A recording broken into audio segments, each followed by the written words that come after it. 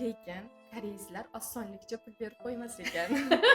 Yangi oila, yangi muhit, hali ko'nikmagan oilangizda turmush o'rtog'isiz qolish oson emas ekan. Hozirgi chiroyli hayotim orqasida 7 yil, 8 yillik sabrim turibdi. Shu vaqt davomida farzandsizlik bilan ham sinaldik. 7 yil davomida. 7 yil davomida yangi kelin bo'lib o'qishga topshirdim, o'qishga kirdim. Xo'jayinimga, qaynotamga rahmat. Meni 5 yil o'qitdi, kontraktlarimni to'lab. Topik necha oldingiz? Topik 2 darajani oldim. Koreyaga kelib o'qishimni davom ettirdim. O'zbekistonda har xil kurslarda o'qidim. O'zimni bo'sh qoldirmaslikka harakat qilardim. Yo'q, unaqa emas.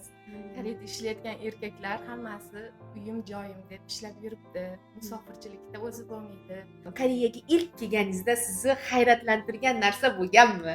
Hamma narsaga hayratlanardim. Birinchi kelib osmondan tushganday hayratlanardim. Koreys tilini o'rganib kelsa ham, Koreyada koreys tiliga tushunish qiyin ekan. Turmush o'rtog'im kelgan zahoti yuzimga qarab so'radi. Koreyada ishlash qanaqa ekan? Birinchi kundan charchab keldim-da. Koreyslar shunchaki pul berib qo'ymas ekan. Birinchi olgan oyligimga turmush o'rtog'im ikkalamiz dengizga dam olishga borganmiz. Shu esimda qolib ketgan.